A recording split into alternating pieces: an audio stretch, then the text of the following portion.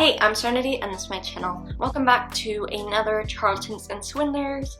Today we will be covering the Anna Delvey case, aka Inventing Anna, the Netflix drama series by Shonda Rhimes, which you just know it's dramatic because she is the one that wrote Bridgerton and Grey's Anatomy and Scandal and oh my god, so many shows. So it's gonna be dramatic. I am joined here by Scarlett today. Since it is Anna Delvey, today I made this t-shirt really quick a couple days ago. It says fake German heiress on it. If you know, you know. If you don't, you know. But you will learn by the end of this. This is gonna be a long video. I'm talking 90 minutes to 2 hours, so I would grab a snack. This is the longest script I've written to date. I say that like I've been doing this for years, but it's long. It's 60 pages, Times New Roman, 12-point font, single space. So it's long. Grab your snack. I did something different with my hair today.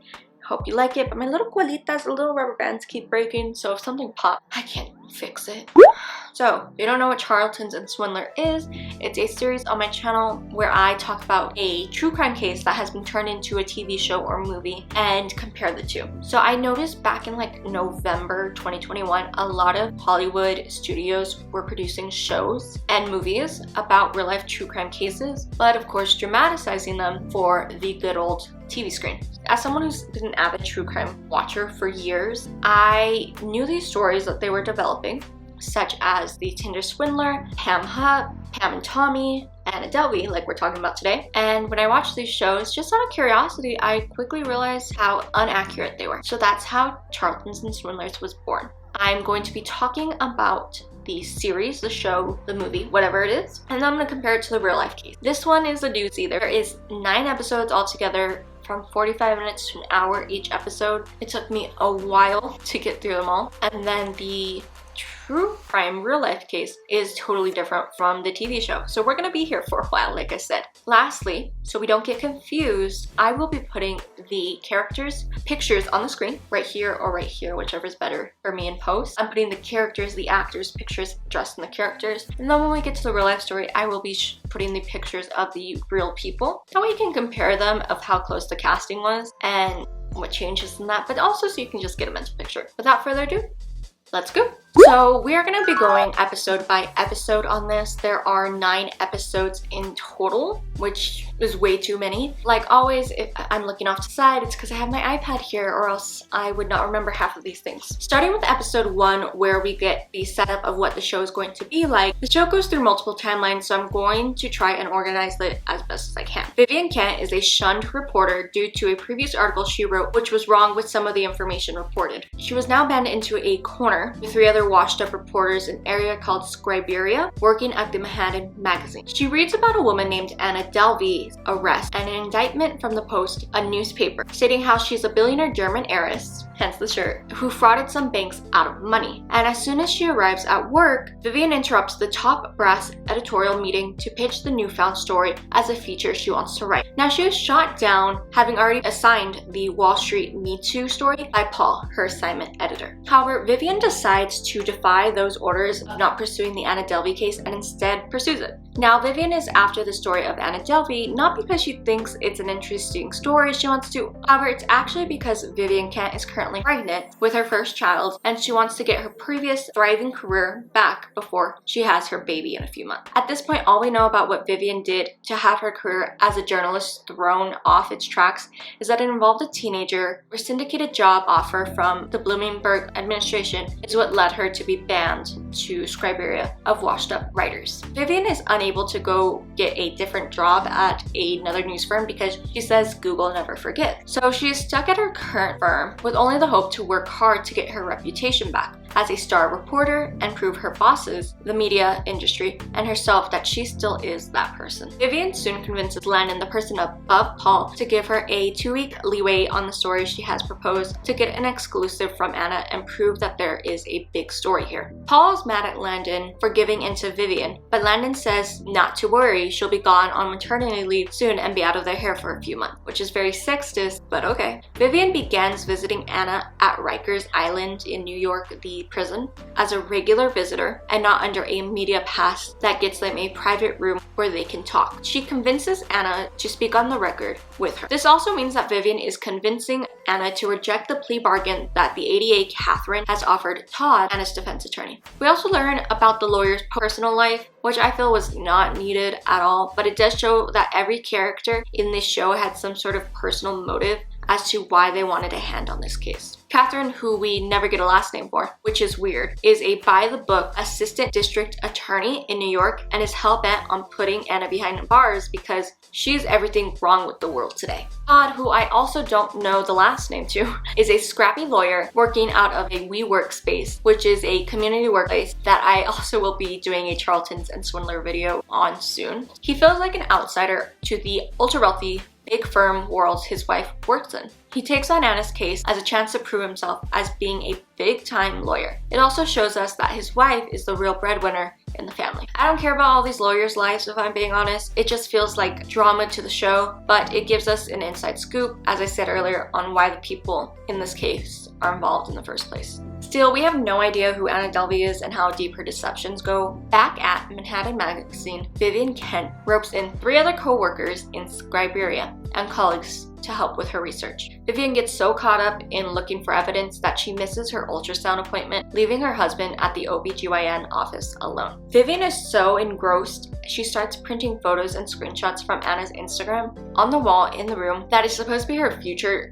unborn child's nursery, but there is absolutely no furniture in there and she's like 3 months pregnant at this point. This wall is giving Mike's Pretty Little Liars wall, if you know. If you have not seen that series, I'll link it below. Mike is hilarious. We're also introduced at this point to a couple of Anna Delvey's friends. We have Neff, who I also don't know the last name to. She works at a upscale hotel that Anna once lived at, and she is one of her best friends. Casey, who is also last nameless, is a fitness instructor and entrepreneur who is played by the amazing actress Laverne Cox. She is one of Anna's close acquaintances and personal trainer. Rachel, who I don't remember the last name of, works at a big magazine and since Anna got arrested has distanced herself and kept away from that friend group. Nora, a affluent white woman, and Val, a stylist, both have a cocktail hour meeting to talk about their connection with Anna that is worrying them and will lie to one another about speaking to Vivian about Anna's future story. These 5 people all want to protect themselves from getting into any mess that Anna Delvey may have started. This episode also shows that we're slowly going to uncover the rise and fall story of Anna, chronicled by Vivian as she digs deeper and deeper into the story with the help of Anna's lawyer Todd and her 3 journalist friends from Scriberia. Vivian figures out that from one of her visits to Rikers Island for Anna, that the one thing Anna wants in life is to be famous. She wants everyone to know her name, and this might be the thing that she has always been after. Now, Vivian, seeing her play, promises Anna that she would do just that for Anna if she gives her the exclusive interviews and convinces her to reject the plea deal offered to her, which we never learn what that sentencing would have been. Instead, they just proceed with the trial. The closing of episode 1 lets the audience know that there are 2 plot lines in this story: Anna's financial fraud, crime and wealthy lifestyle, and betrayal, and Vivian, the journalist who is trying to gain back her reputation as a hard-hitting investigative journalist chasing a story. Episode 2 is where the flashbacks start rolling into place and the 2 plot lines I mentioned earlier start to come in. Present day 2017-2018 timeline, Vivian Kent is a full steam engine going with her story that has been greenlighted by Landon to go ahead and pursue the story because she got the exclusive interview rights with Anna Delvey. Vivian interviews Anna in a private room at Rikers, known as the media room, after filling out tons of paperwork and legal documents, or as Anna likes to call this room, the VIP room. Vivian starts by interviewing Val, the stylist friend of Anna I mentioned earlier, that she is able to pinpoint using Anna's Instagram page and tracks him down where he agrees to be interviewed by Vivian. He claims that Anna and he were not very close, but Val does spill the tea during his interview. He fawns over Anna, who has apparent generational wealth, her amazing taste, and how in the beginning he desperately wanted to be friends with her. Nora, the rich white woman, is actually best friends with Val, who he stays with, aka lives with, and she loves him more than the mother he has ever did. Val is very status obsessed and snobby, but he does give a very important case-breaking tip for Vivian besides what Anna's life in New York was like. He mentions that Anna's boyfriend named Chase, a TED Talk ex-speaker, and the inventor of an app called Wake, a dream cloud app that we will learn more about later. Val also reveals that during the trip to Paris, where he was working at Fashion Week, Chase and Anna were with him. Anna iced him out after a breakdown over a hotel room payment that Anna never paid, and they were locked out of their hotel room. Val ends up paying the bill if I'm not mistaken, or it was Chase, but definitely not Anna. She did not pay it. And after getting their bags back from the staff, Val discovered Anna's true last name on her passport is Sorokin. So Anna's real last name is Sorokin, not Delvey as she claimed, and that's why he ices her out. So Val tells Chase to look at Anna's passport. Anna and Chase have a full-on screaming match confrontation in Paris, just yards away from where Val is working, with a freaking fashion show going on behind him.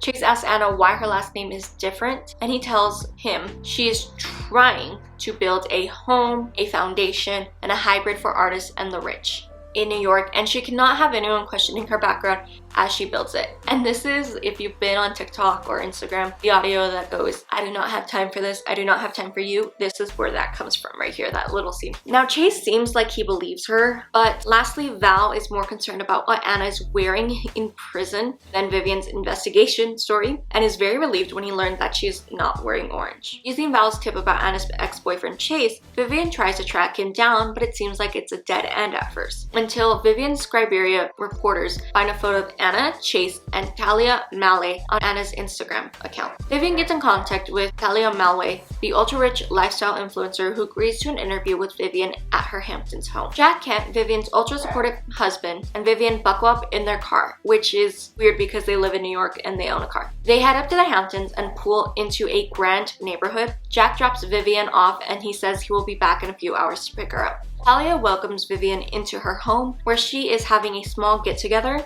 with a few friends and acquaintances. Talia also notices that Vivian is pregnant and offers her to change into one of her line's beachwear caftans, I hope I'm saying that right, to be more comfortable. Talia tells Vivian how she is wooed by Anna from the start. They met at an art auction where Anna convinced Talia to buy a certain art piece due to her exquisite taste in art. The two kept in contact, and Anna even stayed at Talia's Hampton guest house at one point. One day, Anna was scrolling through Instagram with her boyfriend Chase, stopped her at a picture of Talia on a yacht in Ibiza, next to the rich technology investor. Now Chase convinces Anna to call Talia, stating that she saw her new Instagram post and that they were also in Ibiza and that they should meet up to hang out. Talia agrees, and Anna says she and her boyfriend Chase cannot meet them today, but tomorrow works, being as they were busy the current day. When in reality, Anna and Chase are in Nora's house in New York, not in Ibiza. They book flights using Chase's card to fly out. The two get on the yacht, partying for a couple of days with Talia and her friend. Anna sees Chase struggling to pitch his app to the rich investor who they flew out just to talk to. She steps in explaining what Wake, the app, is and how it's going to change the world. Essentially, it's like connecting your dreams to a social media network to compare it to others and understand the REM consistency. The man invests a lot of money into Wake, and the crew goes back to partying. Talia and Anna's friendship fizzled out when everyone got off the boat a few days later to fly back to their respective homes. But unknown to Talia and her friend who owned the yacht, Anna and Chase get back on the yacht in Ibiza and stay on it for another full 5 days after everyone else departed, keeping the waitstaff on full catering for the two. Talia yells at Anna over the phone, claiming it was seriously rude and not classy, and that the bill is astronomical now for those extra 5 days. The couple gets off and flies home. Weirdly, in present day 2017-2018, Talia blames the extended tacky stay on Chase, but not Anna. By the time the two gals are done talking, hours have passed, and Talia convinces Vivian and her husband to stay in her guest house out back instead of driving back to New York City. Reluctantly, the two agree and head to the cottage, where the gallery art piece Anna convinced Talia to buy is homed on the wall. Anna previously had stayed in the guest house, and Jack, Vivian's husband, wonders out loud how many rooms Anna has stayed in like this for free, which is major foreshadowing. The married couple is adorably in awe of the luxury sage-scented cottage that has fully stocked cabinets of expensive unopened skincare and hygiene products, heated bathroom floors, and luxury robes. The two have the best night of sleep they've ever had on a $15,000 mattress and head back to their apartment the following morning. Now, Val and Talia speak so openly, unreserved, and freely to Vivian, the reporter, because they may no longer be friends with Anna, but they are not motivated by revenge or trashing her image. They are taken by Anna and who she is or was. They both were so drawn to something about Anna. They want to talk about this cool girl and want to share their slice of the Anna Delvey story that is unfolding now that Anna has been arrested. Neff, Anna's friend from the upscale hotel she stayed at for a couple of months, is making the rounds to get Anna's old friends to go visit her in prison at Rikers. Rachel, the women's magazine journalist, and Neff fight over the relationship with Anna. Neff claims Anna constantly paid for everything Rachel had of luxury and even states that she's wearing everything at that time that Anna has bought her. Rachel claims that Anna bought her friendship with Neff because she was constantly tipping her in $100 bills. In the end, Rachel refuses to go visit Anna in prison. Casey, the personal trainer, is sympathetic to Neff, but she is also putting boundaries when it comes to Anna and herself. She warns Neff that she could possibly visit Anna in prison only to discover that Anna may just have been a made-up character that Anna made up to act as a wealthy woman. Again, foreshadowing. Neff,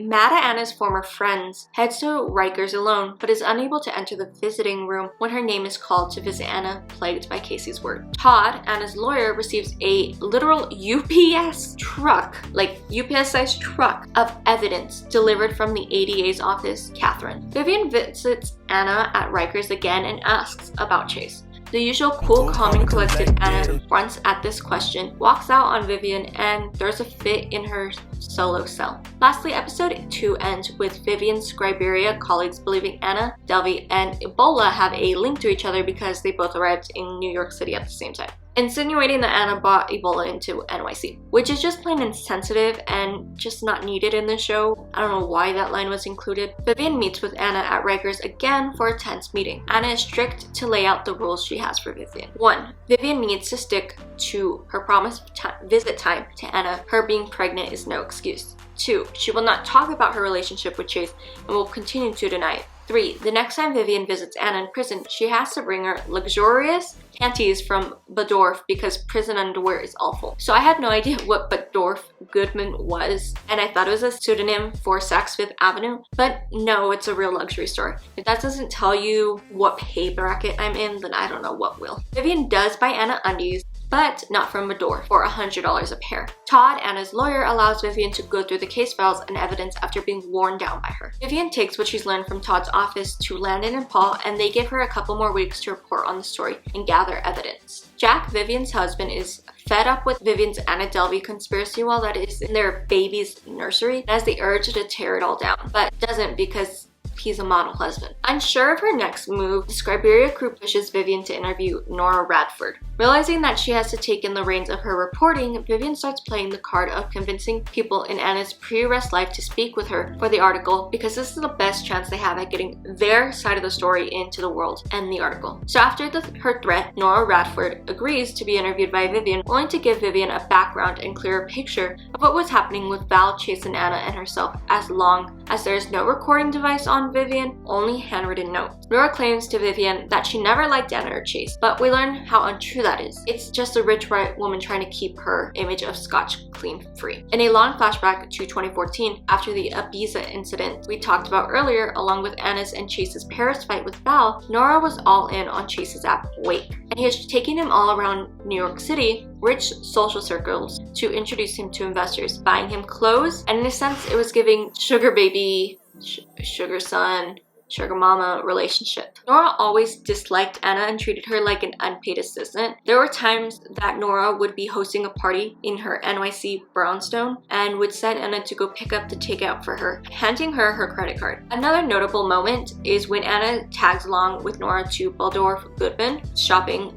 with all of her elite girlfriends, and Nora just sends Anna away with her credit card to pay for all of her purchases, along with the instruction to buy Chase clothes, and Anna put so many clothes on the tab for herself that she was not instructed to do so. But we'll get back to that soon. Chase is keeping Anna in the dark about his company, Wake's financial struggle, how he's lying about his true background. He was actually adopted by white parents in the Midwest and was not an immigrant as he was claiming. The key point in what was gaining him so much money from the investors, because he was an immigrant as he claimed, but in reality he had white adopted parents. Anna learns this when Chase claims he's on a business trip in Berlin, but actually he was visiting his parents. Anna surprises him by showing up at his childhood house to find out his secret, along with the fact that he's supposed to be helping Anna with her foundation but isn't. How he promised all these investors that Wake is about to explode, but he was using the investors' money for personal use, and the Wake development was shut down months ago with Chase not paying his employees. Anna lets this slip that Chase is running out of funding and struggling with Nora. Nora ices Chase out because in the end of this company failing is looking bad on him and her. They get into a big fight, and in a 180, Nora starts taking Anna under her wing for a period of time, introduces her to investors, and secures that mentee spot. Eventually leading to Chase getting fed up with no longer being Nora's golden child, he flees to Dubai, hiding out from his investors. This is where he still is in the current timeline, 2017-2018. Before sabotaging Chase and Nora's relationship, Anna was on shaky ground with her financials, what direction she was going in with the Anna Delvey Foundation, and emotionally drained and constantly being turned down by big investors as she was pitching them. After Nora's help, those people who were turning down ADF investments now were lining up to get involved with Anna's foundation. We get to see how much of a cunning woman is scheming her way up the social ladder and why Vivian finds Anna so fascinating. Anna is able to amass an advisory team and has found the location for ADF in a historic, exuberant location using Nora's connections. She has also continued to run a tab on Nora's card at Bergdorf Goodman's for $40,000 worth of clothes exactly. Crazy enough, when Vivian hears this, she asks if, and Nora, the rich woman that she is, says she had all the debt erased because her credit card company is run by one of her close friends and is the CEO of Federal Credit. Nora is more upset by the fact that the Bergdorf employees thought things Anna was buying for Nora, because, and I go, Anna's tasty. We also learn that Nora and Val are in a sense scared of Anna and what she can do to their reputation, even to the point that Anna, back in the past timeline, sent them a stuffed peacock from Bergdorf that Nora kept in a unused supply closet and gives it to Vivian to keep as like a thank you for coming gift. When Anna learns that Vivian talked to Nora, the only thing she says about the Chase and her relationship is the adamant that they as a couple would have never worked out, and they never helped each other in their respective businesses, which we learn is untrue. In episode 4, we finally get to see how Anna's defrauded bank. Anna needed $40 million to secure the financing for 2081 Park Avenue, the historic building Anna wants for her Anna Delvey Foundation. There are constant comparisons between ADF and something called SoHo House in New York, which is an exclusive restaurant hangout spot in NYC. It is insinuated that Anna's idea for ADF probably came from the trip to Ibiza, where the people on the boat were talking about SoHo House and how they wished it was more exclusive. Anna is trying to get a loan from Bank of America using help from a BOFA top brass lawyer, Alan Reed, getting him on her side. Anna played on Alan's fatherly side, mentioning how her own father never wanted her,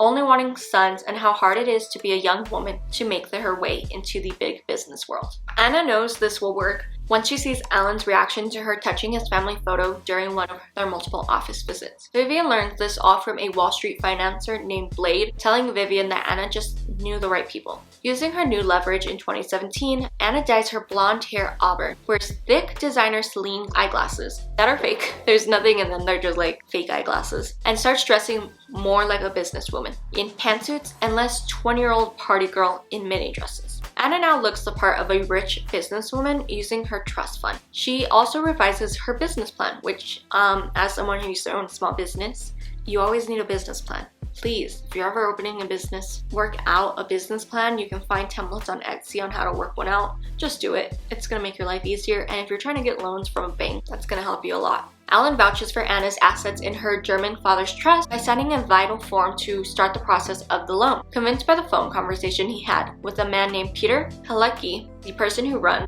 the Delvey family business in Germany, telling Alan Anna's trust fund is robust and intact for the bank to give her the loan. Now, Vivian is trying to figure out what Alan gained from doing business with Anna and how to get an interview with him. She rules out that Anna and Alan were having an affair, but Blade, the Wall Street financier, and Todd, Anna's lawyer, pointed out why Alan went along with Anna. He was taken by the money Anna would be bringing in with her business endeavors that would materialize by the promise of a huge commission, which never happened because Anna ended up arrested, so he struck out there. Also the thrill Alan was getting out of hanging out with Anna. She recapitalizes his home life. He buys new eyeglasses, going to eat at fun hip downtown restaurants, office upgrades such as a painting Anna thought he would like, along with Alan cutting off his aimless daughter, who ironically is exactly like Anna. Anna charters a private jet to fly to the Berkshire Hathaway conference in Omaha, Nebraska, a rich people business conference. And Blade, the business, is pressing charges for that being as it was in their name and is working with Catherine, the ADA, because that plane was never paid for, even though Anna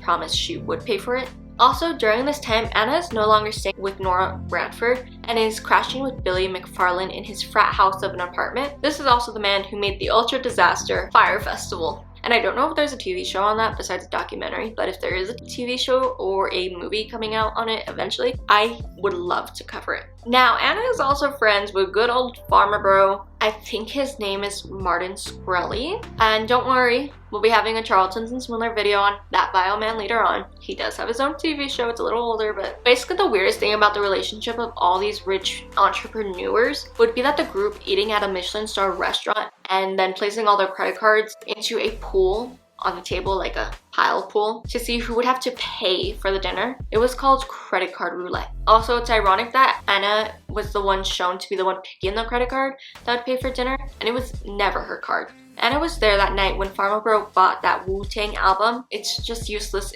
information in this story, but if you know what that Wu-Tang album means, you know.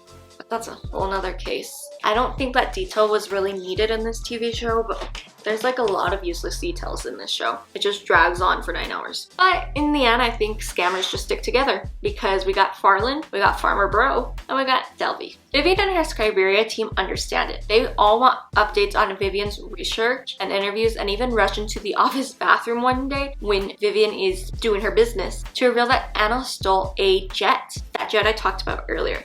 She stole it. During her interview with Alan, Vivian tells Anna that Peter, the man he spoke to on the phone that handles the Delvey family business, who kept promising he would send over proofs of Anna's trust and assets, along with other important paperwork, was actually Anna using a virtual SIM card and a voice distorter app that's like $5 on iTunes. All Anna had to do was convince a couple of big people that her ADF foundation is worth investing in. Those relationships would make other big people legitimize her, and that's how she got to where she was, by faking it until she made it. Anna is a world-class manipulator, but she makes some points to Vivian in their Rikers chats. Men like Alan gets a fail up. Men who have done similar or worse things than what she allegedly did get off with 0 consequences, while she goes to jail. Of course, I agree, men don't really fail, but women, for the littlest mistakes, do, and they get punished harshly for it in our society. But what Anna did was not little at all. It was a crime. It's criminal. Alan was promoted even though he was the one who signed off on those loans that ended in his company being defeated by a 20-something-year-old woman. Lastly, this episode ends with Jack and Vivian doing pregnancy massages because the article is stressing her body out and she's pregnant.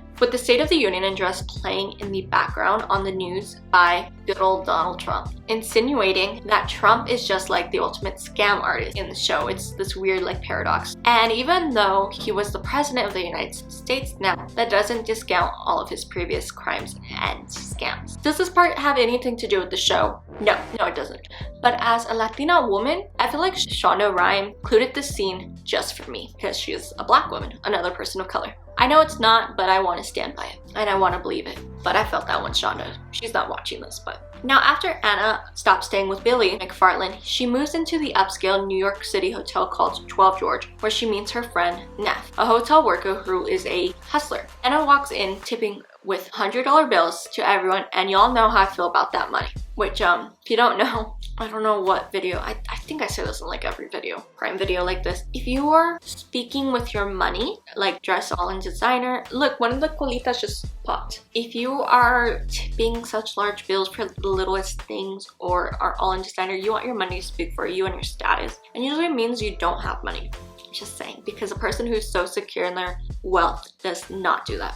Anyways. Anna is put into a hotel suite, doesn't put a card on file, and uses the hotel like it's her business office. She does everything in that hotel, including eating at the restaurant every day and charging everything to her room. That bill eventually runs up, and Neff's boss realizes that there was never a card left on file and makes Neff go get a card. It takes so much effort that Anna promises a wire transfer that takes forever to come, that it gets to the point where Anna is almost kicked out of the hotel. In the last second, the wire transfer comes through, but in that time, Anna takes Neff out to dinner, but her cards keep getting declined. So Neff transfers that money that Anna has been tipping her with $100 bills since Anna started to stay at the hotel and pays the tab. Neff was saving that money for the movie she's been wanting to make but never does because she claims there's never a right time. It's always excuse after excuse with Neff and her pursuing her dream. Neff can never see any wrongdoings at all of Anna's actions. I don't even know if Anna ever paid Neff back for that dinner. Episode 6 is all about the disaster trip that Anna, Rachel, and Casey took to Morocco. Vivian and Todd start tag teaming in a blooming friendship and go on a double date together with their respective spouses, Jack and Mags, who are over Anna's taking over their respective spouses' lives. Todd basically sleeps on Anna Delvey files as a pillow in his WeWorkspace office, and Vivian has an damn Anna Delvey conspiracy wall in her unborn child's nursery. Vivian is determined to get to the bottom of what happened during the Morocco trip. So Anna moved out of the 12 George Hotel after her new debt started adding up again. Anna and Rachel were in a private exercise training session with Casey when Rachel said they should all go to Morocco together, and Anna agreed to invite Casey to come along with them. Vivian learns that Anna hired a photographer to come along on the trip to take video content for ADF. This man was named Noah. He doesn't really want to talk. Casey, the personal trainer, is the one who talks to Vivian about the trip, revealing that Casey had to leave shortly after arriving in Marrakesh, Morocco, due to horrific bout of food poisoning, but now believes that it was the universe's way of protecting her. Now, as Casey did not stay the whole trip and did not see everything that happened since she left early, she learned the whole story from Rachel when she came home and Anna when she arrived at Casey's apartment. We'll talk about Anna arriving at Casey's home later and how it's important to Anna's downfall. Casey tells Vivian all about the trip and later is confirmed by Noah, the photographer and videographer, who is worn down by Vivian to talk. Casey tells about how Anna on this trip revealed who Anna really was, a fake it till you make it lifestylist. Anna is showing to the outside world that she has socially made it, but behind the scenes she's broke. Another loan from ADF has still not come through even though Anna keeps making promises to pay people back, but doesn't because she still doesn't have the money for the lifestyle she is living and showing to the public. Now in Morocco, Casey, Anna, Rachel, and Noah arrived to a luxury hotel in Marrakesh that the Kardashians once stayed at. And Rachel makes Anna and her take a picture in front of the hotel fountain that Khloe Kardashian once did. Now I want to pause here because if you're a high-class, wealthy businesswoman living in New York City, then why does Anna care about taking a picture where a celebrity once did? Also, everyone talks about Anna's amazing fashion taste, but here's the real picture, like the real life picture of the real Anna, not Julie Garner, the actress playing Anna in the show. This is not a fashion icon. This dress doesn't scream luxury, but I digress. It's screaming Dillard's. Once checked into their hotel room, Anna makes the group eat at the hotel restaurant for dinner, not leaving the hotel, claiming why would they leave if they have everything they want and need at this hotel. Then during dinner, the madam of the hotel comes over to the table the group of 4 is eating at and pulls Anna away privately because the credit card she left on file for the room is not going through and they need another one or they will be kicked out of the hotel. Now good old Anna and her wire transfers asks if this hotel takes wire transfers. And the madam says yes. Anna says her family will send the money right over and it should arrive with them the next day. The following morning, while eating breakfast in the hotel room and right after Casey had left back to New York City due to her food poisoning, 2 big male hotel employees barge into their room. Noah is recording during this time and Vivian later watches that video. They come in demanding that Anna fix the bill because the transfer hadn't come in. Anna says just to wait. But the men are annoyed at Noah for recording the whole thing and Noah cuts off the tape. Anna gets the men to leave and says they will fix the account later that day if the wire transfer hasn't come in. Anna then tells Rachel that they can go to the gardens that Rachel has been gushing over as a way of her getting her back on her side after all that credit card drama in the morning. They go to the gardens and at the end of the trip, they all learn that the bill is thousands of dollars. Anna refuses to pay because the gardens are nothing special. After some back and forth, Rachel pays the tab using her work card American Express credit card, making sure Anna promises to pay her back. They arrive back at the hotel and another problem arises. The wire transfer hasn't come through. The cards Anna put on file won't go through. And they need a card or a payment, but Anna refuses because she has already given them 2 cards plus a wire transfer that has yet to arrive, but she claims has been sent. The hotel tells Noah, Rachel, and Anna a card must be on file or they will involve the Morocco police to arrest them for fraud. Rachel freaks out and offers her work American Express credit card to just put on file so they can stay in the hotel and all the drama can stop, under the pretense that the card will just be used as a placeholder until Anna's wire transfer comes through. This way, Rachel's card will never be charged. Anna again refuses to leave the hotel, using her same MO from 12 George in this hotel, using all the hotel's amenities, charging all food orders to the room, etc. We know as an audience Anna is doing this because she has no real money to spend or go explore Marrakesh, and it's a tourist spot, just like what happened at the gardens Rachel so badly wanted to go to. Anna is seen on the tennis court after her credit card debacle, talking on a phone call with where Fortress, a bank, has approved her loan for the $40 million. However, a person from the company has to go in person to Germany to verify Anna's assets and her family. Anna spits out that her father will be advancing the loan using her trust, so she will no longer need the Fortress loan and will be turning it down. Even in the States, she is able to manipulate the situation to her advantage even when she's running out of options. Anna is now on a dangerous edge in Morocco of desperation, getting closer and closer to failure mode. Her house of cards and lies is about to fall apart. Anna is panicking over her loan status. Her Fox lifestyle is falling apart. She's having a meltdown in public, and she ends up getting sloppy drunk in the hotel room while Noah and Rachel are out.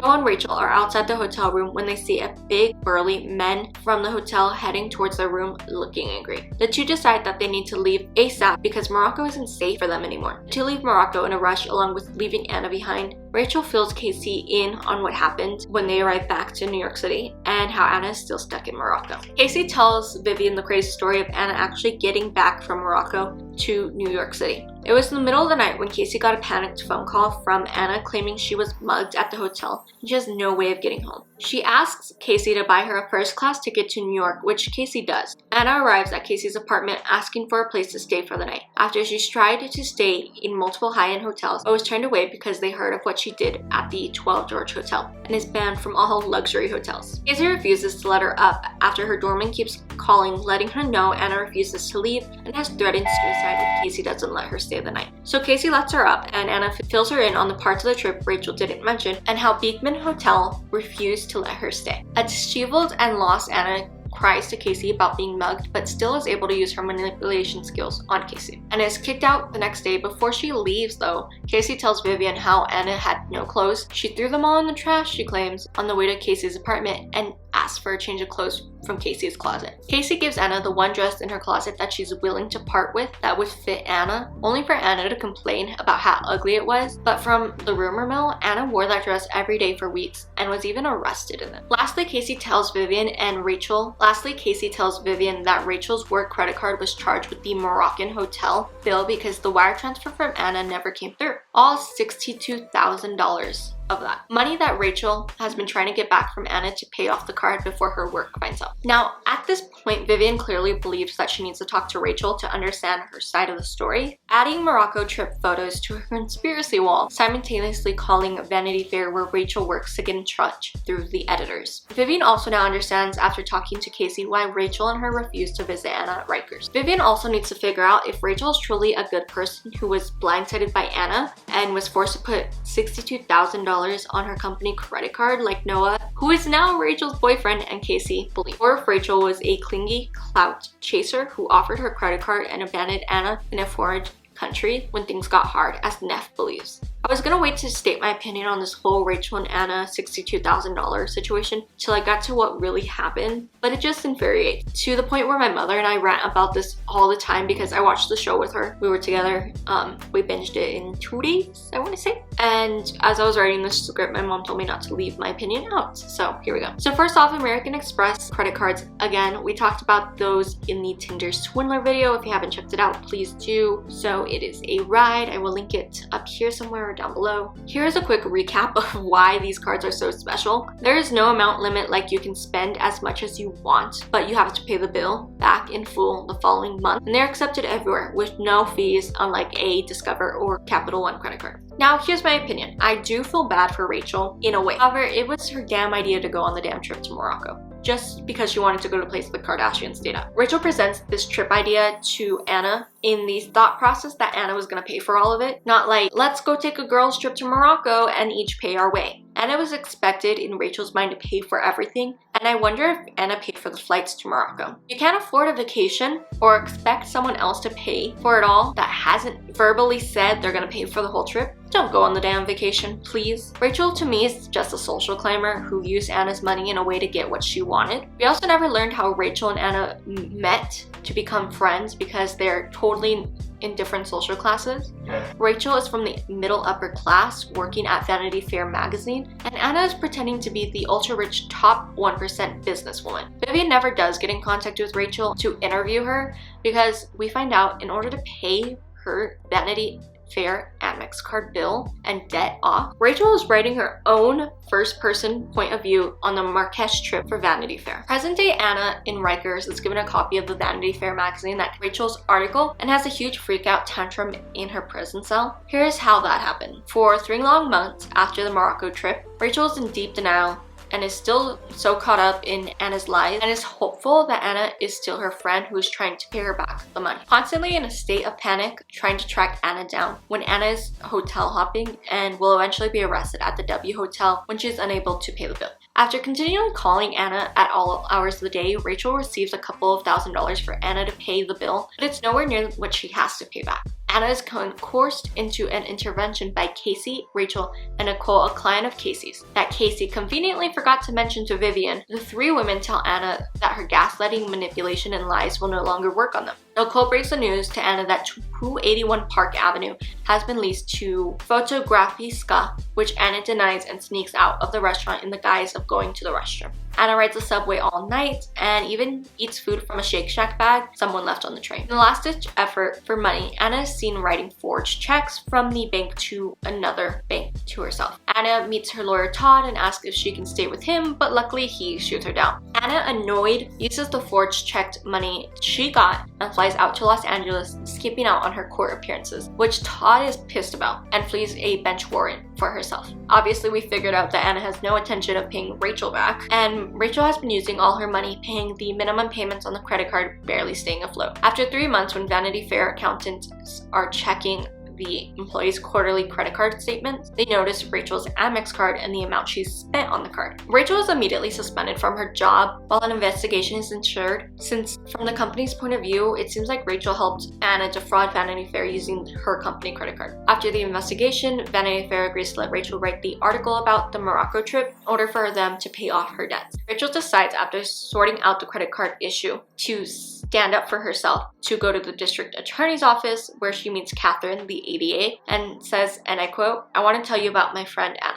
I think she's a con woman." Vivian learns that she is in active labor and has to head to the hospital as soon as possible from her doctor, but she refuses to do so until the article on Anna is finished. Jack, her husband, gives her 15 hours to write that article, sticking to her promise that she has to write the article before her baby comes and is able to fix her reputation. Vivian arrives at the office after seeing Rachel's Vanity Fair piece titled My Friend Anna and has to defend her story to Landon and Paul on why Vivian still needs to write her piece. Rachel's story barely scratched the surface and screamed poor me because the two are in a tailspin thinking someone got to her story before Vivian got to publish hers. Vivian defends her story by stating, and I quote, "About the swindle that is the American dream in the 21st century, I'm talking about the theft of our ideals and the stealing of a presidency. The fetters of women's ambition is about why scam culture is here to stay." Landon is convinced, and Scriberia is there encouraging Vivian as she finally sits down to write her article. Vivian sits down on a towel in her desk chair in case her water breaks, puts on noise-canceling headphones with music on, and starts writing for hours straight. I also want to say Vivian sits down and writes her article from scratch, like from the beginning. I was super confused because as someone who writes true crime scripts and including taking notes on TV show episode by episode, then typing it up and organizing how it works in order to do these, I do not understand this. I'm sure the show writers wanted to make the whole process of Vivian in labor and writing the article as dramatic as possible and show how unprepared Vivian was for this baby's arrival because her life has become chaotic, running around trying to unravel the puzzle of who Anna Delvey is. But did this woman not stop once and write parts of her article? She was just running on notes in a notepad. To me, I would have been writing pieces of the article after each person I interviewed so I don't forget any details, especially with pregnancy brain. And Vivian working on this one article for literally months, at least half a year long, maybe more. I would have written everything about the Morocco trip once I had all of it sorted out, everything with Talia, Val, and Nora, everything about who Anna's friends are, and then wrote the article, copy and pasting and editing the little pieces into where they belong as I go. Not writing everything from the beginning, going off notes I wrote months ago. Let's not forget that Vivian is in active labor at this point. I guess everyone's creative process is different, but TV show Vivian is a little too unorganized for me and how I work.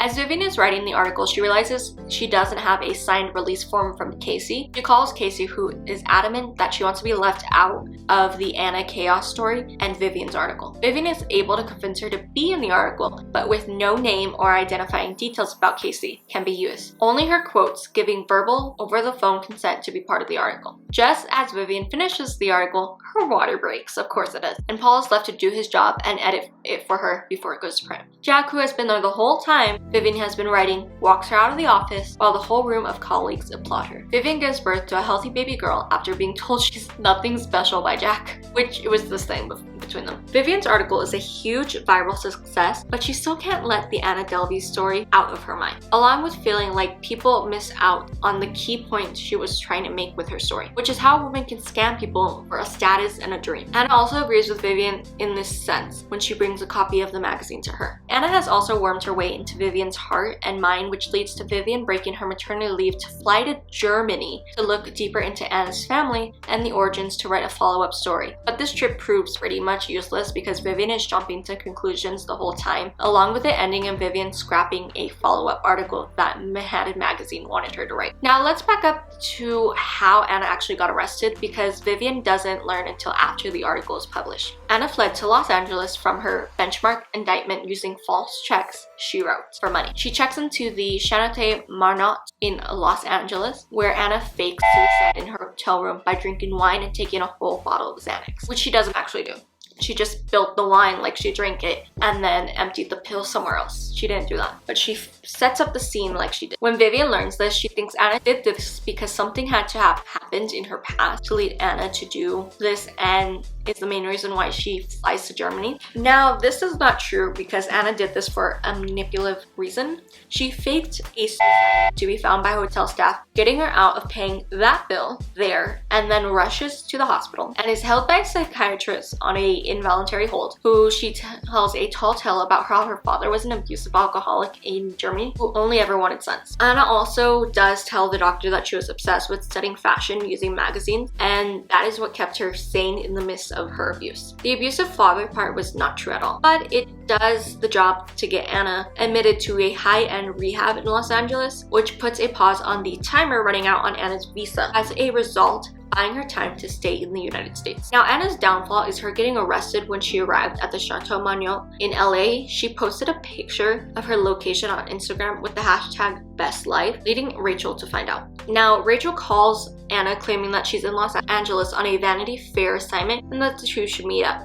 Anna agrees and gives Rachel her location to meet her. Rachel is not actually in LA, but instead is helping the DA's office get Anna arrested when Anna walks out of her rehab to meet Rachel, but is instead bombarded with police who arrest her. Anna is extradited back to New York, where she is then imprisoned at Rikers, marked as a flight risk who cannot be post bail and has to await trial in jail. Anna tries to become the queen bee of Rikers Island. Casey removes herself from the Anna Delvey story to maintain her own sanity. Neff is shocked by Anna's fall and is suspicious of Rachel, believing she was the one who got Anna arrested. Now, in present day 2018, Vivian arrives in Germany with her Turkish-German journalist student translator, who loves Vivian. The two trek around Anna's small hometown where she grew up in, gathering rumors and gossip about who Anna was when she was there. Vivian runs her mind about who Anna was, going as far as to believe her father was a mafia man. After stalking Anna's parents, she finally talks to them, where Anna's mom tells her that Anna has always been a stranger to them and cautions Vivian to just let Anna go. Anna only works for herself, with her own self-interest on her mind. Anna's father hears about her suicide attempt and wonders why she would do that and why she would try to hurt herself, not knowing the real reason that the audience does. Vivian returns to New York City, disappointed in Anna.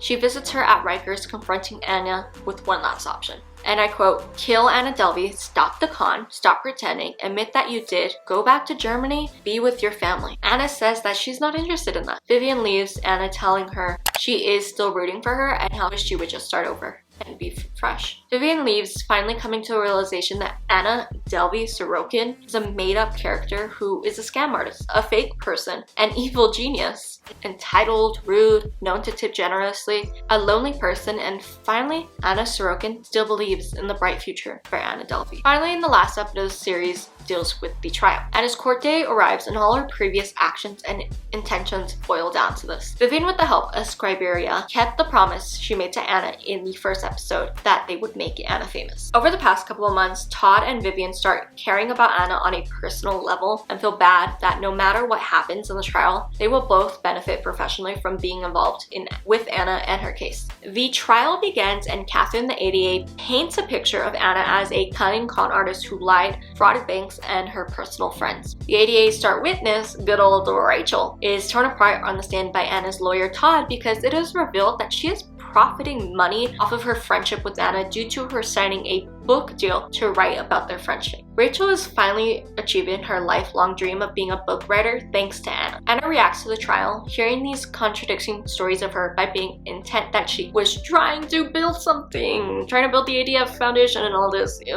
whatever. She needs to look fabulous in court, and using Neff's stylist friend connections, she hires a stylist, insistent that her father will wire her the money, along with trying to fire Todd when in a fit of rage. How Anna paid Todd, I will never know. Her reputation and brand are for the sake of Todd. Better not betray her as an amateur who never got close to her goals. The only defense that might be her best shot at avoiding a conviction. She'd rather spend time in prison than being seen as a wannabe, useless, incompetent excuse for a con artist. Todd just asks Anna if she trusts him. She just needs to trust him. Neff, to keep the image of a glorious Anna that she wants to portray, starts the Anna Delvey trial court looks on Instagram, where she posts Anna's fashion looks every day in court. Anna has a literal breakdown in her cell that she doesn't want to wear certain clothes and makes the court wait for her. Anna also imagines herself strutting into the courtroom on the first day of trial with so much press, all there for her, but is shocked by how empty the courtroom is. Of the press, her old friends, and even her father she thought would fly out to be there for her. Vivian and Neff are legit shopping for Anna and going through their own clothes for Anna to wear in court. Todd does the opposite of what Anna asked him to do and paints her as a naive striver with big dreams that were not close to becoming a reality at all, trying to show the jury that everyone is a little like Anna. They may judge her for faking it till she made it, but Anna never actually came close to stealing money from anyone.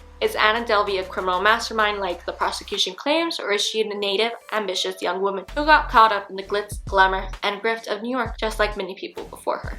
After court closes for the day, Todd and Anna get into a screaming match where she asks her if she believes her own lies, how deep her delusions go. She was never going to reach her goals of the Anna Delvey Foundation or start carrying 218 Park Avenue. It was never going to happen. Anna sticks to what she's good at and lies. She tells Todd about how he is messing with her reputation and is in over his head because he's not a good enough lawyer. Anna calms down and gives a total random pep talk to Todd's son that kind of slaps, I'm not gonna lie. And I quote, "People give other people money for all sorts of reasons. Guilt and love are two of the biggest. And you've got both. You should ask for the moon." The verdict is read and Anna is found guilty on 8 counts of the 10 she was being trialed for and sentenced to 12 years in prison. Anna is shocked because she claims to Todd that the jury saw her. They saw how dangerously close she was to achieving her goals. Now the world knows she wasn't some done socialite, a player of the game, but is in tears on her cell floor as she says so. Vivian comes in after the verdict to talk to Anna about where Anna continues to remind Vivian that their relationship was only ever a transaction. Vivian kept her end of the deal by making Anna famous and in tears threatens to fall. She holds Vivian's hand to ask her if she will visit her in Belford, her new prison. Now Todd's wife Mags literally forces him to leave right after the verdict was read to go on a family vacation, stating his assistant can take care of Anna. What horrible spouse? Like, you couldn't move your vacation just one day. One day. She only had her best interests at heart. Your husband is basically banning his client because of your actions. She's a bad lawyer woman. After the trial, Casey made her personal trainer business grow and moved on with her life. Neff began making her movie using her iPhone and moved on from Anna. Rachel, dear old Rachel, y'all already know how I feel about her. She wrote a book about her experience of being Anna's friend titled My Friend Anna. Neff wasn't wrong about this woman being a clout chaser and now is achieving her life goals off of the back of Anna. Todd became the IT lawyer for fraudulent scammers. Vivian moved on to the next story, leaving Anna in the past as a journalist does, and Manhattan publishers asked her to take on Elizabeth Holmes' story as her Anna Delvey story was their best performing piece in over 5 years. So much for Landon and Paul wanting to ice her out, but she's probably the best writer in that whole organization. Vivian denies covering Elizabeth Holmes' case as she should, but you know who will and is? Me. And that one is also a doozy. Lastly, Anna gets released from prison in 2021 and was then arrested by ICE for overstaying her visa. Ironic if you ask me, because she avoided so by faking suicide, only to get out of jail and be arrested the minute you get out by ICE. Listen, I think ICE is a horrible organization. I do. It's inhumane and its actions are unjust, but I do love the ironic spout of karma there. So that was the story of the Netflix special series called Inventing Anna by Shonda Rhimes. On to the real story of the real Anna Delvey. Remember, the real life pictures will now be on screen instead of the actors. So before we get into who and what is not true in the real story, this 9-episode show with an hour-plus episodes each could have been a long 2.5-hour movie or even a 3 to 4 episode series. There is no reason for the whole show to go on for 9 hours plus. This is coming from someone who watched all 9 hours in 2 days, then analyzed each episode's script and wrote a 22-page TV portion Google Doc. You will understand what I mean by the time I get to the end of the life portion. So first and foremost, Val and Nora never existed. Everything about them? Yeah, it's all made up. It's just to move the plot along, which is sad because I really liked Val. Second, Vivian Kent. Her real name is Jessica Pressler, and she worked for New York magazine, not the made-up Manhattan magazine. She is also a producer on the show. Yes, she was pregnant with her first child, but no, she did not go into labor as she was writing the article. Jessica would not go into labor until about 2 weeks after the article was published. Casey and Anna were also consultants on the show. Vivian's backstory of being lied to by a high school student who made millions in the stock market, story called Reasons to Love New York, that was assigned to Vivian by Paul, her editor, is true. It did not derail Jessica or her career so much. The high-profile banker lawyer named Alan Reed is based on the real-life lawyer banker named Andy Lance. My favorite, Talia, is most likely based on the businesswoman named Jaima Cardoso, who is the founder of the Surf Lodge in Monaco, New York, which in 2014, Anna tagged both Jaima and her boyfriend in a Instagram post when Anna visited the lodge. Now into the real story. I'm going to give you the long version summary, but I will not be going into so much detail like I did with the TV show part because I'm sure this video is going to be so long. And I don't want to turn this into a 4-hour movie that no one wants to watch. Unless you do, unless you like these long videos, you know, average on these are like an hour. If you like the long ones, let me know down below. So Julia Gardner, who plays Anna in the series, went with Jessica and producers to visit Anna in jail to make sure she got the accent right. It was a make or break part of the role. There's one thing to know about Julia Gardner is she knows how to do an accent, just so you know. If you've ever seen her on Ozark or any shows really, she knows how to do an accent. So after a month after Jessica Pressler's published the article, Shonda Rhimes had already gotten in touch with her and they bought the rights to the story. Unlike the show, New York Magazine was all for Jessica writing an 8,000-word article on a non-famous scammer. Now, Scriberia is a real place at New York Magazine. However, the older, well-seasoned, and old-fashioned reporters who reside there are highly respected and legends in the journalist world. Jessica did go to Germany to meet Anna's family and learn about her past life. However, she did not stalk Anna's parents' house like it's portrayed in the show, and it became a more laughable, good-hearted trip all around. Jessica did not have possibly my favorite part of the TV show, an Anna Delvey Instagram Mike's Mike Pretty Little Liars wall. Instead, she had a very organized spreadsheet docs with all her dates, and that makes me love her anymore because I love myself a good spreadsheet. Now let's get into the real Anna Delvey Sorokin story. Let's start at the way beginning, when Anna was born. In Domo Day, Soviet Russia, a working class town south of Moscow, on January 23rd, 1991. That means Anna's 32. That means Anna's 31. She's 31. And if you subtract 5, she was like 26, 27 when all, no, even. Okay, so she was a early, mid 20-year-old when this happened. Anyways, she's old now. Well, 30 is not that old, but you know what I mean. Anyways, On January 23rd, 1991, Anna Sorokin was born to parents Vadim Sorokin, a truck driver, and an unnamed woman who owned her own convenience store. Anna also had a young brother. Both Mom Sorokin and Brother Sorokin have been kept nameless in all the proceedings due to their own wishes to be so. From a young age, Anna had always loved fashion and luxury. Her Russian life was modest, but she had big dreams and high ambitions for her future life. At age 13, she began reading Vogue magazine along with a multitude of different fashion blogs like it was her religion. Anna's dream was to become a magazine columnist. The fashion models she read about inspired her. Anna wanted to be just like them, dressed head to toe in designer items. Anna's parents tried their best to support Anna's expensive taste, but as a working class family, money was tight. However, at age 16, Anna's father, Vladimir, got a job in Germany that would change the family's financial situation forever, for better. The Sorokin family moved to a small town called Aschweiler in North Rhine-Westphalia.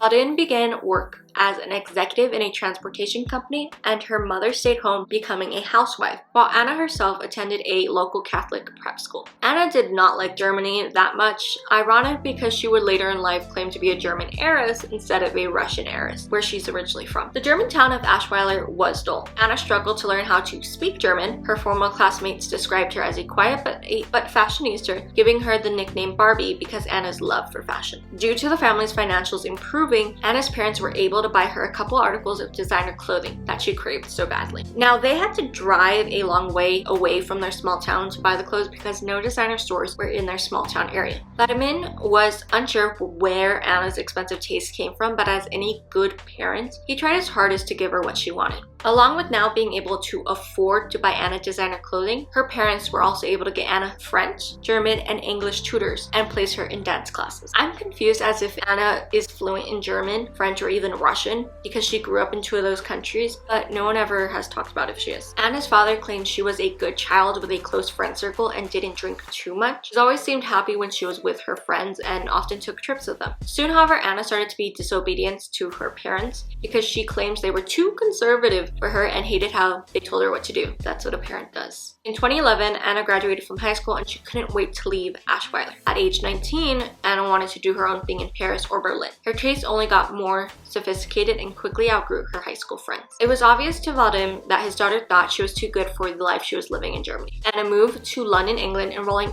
at the Central St. Martin's College of Art, but she quickly dropped out after a couple weeks and left London to move to Berlin, Germany in 2012. She worked as a fashion intern at a PR firm and apparently borrowed large amounts of money from friends but never paid anyone back. In 2013, Anna moved to Paris, France to become an intern for the fashion magazine Purple. She claimed she was interviewed with Vogue Paris but refused to do petty intern work such as getting coffee. That's why she went with Purple magazine instead. But it doesn't make sense, the math ain't mathing, because she was still an intern at Purple magazine. Who's to say she wasn't doing those petty intern things there? During her time in Paris, Anna Sorokin became Anna Delvey. She would use the name as an alias to post photos she took for Purple. Anna claims Delvey was her mother's maiden name, but no one in her family has heard that surname before. Anna since has claimed she made the name totally up. Also in 2013, Anna's father's Vidum's company went bankrupt, resulting in him losing his job and creating his own business that specialized in heating and cooling. However, Anna's family was still supporting her, paying for things like her rent and car. Her Purple internship only paid about 400 euros a month. Anna refused to keep up with her family, and that's just rude because they were literally paying her living expenses. She was always flying to new countries but never updated her family on her whereabouts. Anna was trying to build her own life again. Ironic because she was not paying her own expenses but still mooching off her parents, but she was separating herself from them as much as possible. Working at Purple, she was invited to many fashion parties where she made multiple friends who were in the same industry. Anna's Instagram page was filled with photos of her in different European cities at art events and showing off her amazing life. Anna was also in a relationship with a rich tech futurist who gave mini TED Talks on how powerful our dreams are, who developed the Dream Journal app, Shadow. His name was Hunter Lee Sweet. He was trying to secure funding for his in-development app, and the couple spent their shared time together traveling the world, living in luxury hotels, and hosting dinner parties for potential investors. It was confirmed that Anna did in fact confirm she was dating Hunter in her past due to her tagging him in an old photo on her Instagram page with a location tag of them in Ibiza. Also in 2013, Hunter Lee Sweet also posted a photo of Anna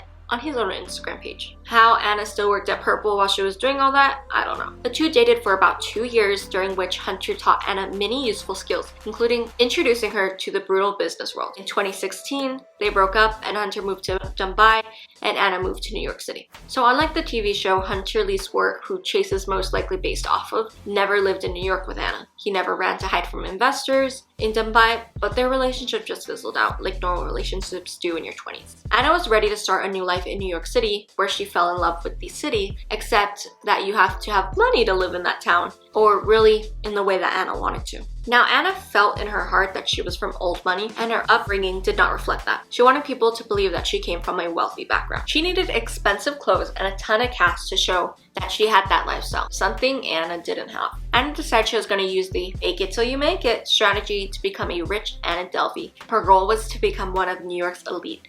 She just had to pretend to be that person, the insanely wealthy woman, and the money she needed would just come to her. The dynamic of constantly moving with a heart full of art and culture was drawn Anna to New York City. It was the perfect place for her to reinvent herself, and a strategy started to work. She was no longer the Russian working class girl, but instead the sophisticated German heiress. Anna was always in the hottest clubs, purchasing the priciest champagne, knew all the trendiest places. The people around her were dazzled by her expensive designer clothes and her taste. She was always dressed head to toe in designer clothes, matching the lifestyle. People around Anna all assumed she was the daughter of parents who had a lot of money. When people asked her, Anna claimed her money came from her rich father, who apparently paid all of her bills. According to Anna, her personal fortune was in a massive trust fund that she was unable to touch until she turned 25. However, no one knew what her father did for a living to make the family fortune. People believed he was an oil baron, a diplomat, an antique dealer, or made solar panels. It didn't really matter. There was an endless amount of trust fund kids in New York City who all lived glamorous lifestyles paid by. Anna was just one of those privileged girls. She told people she was a German heiress from Cologne,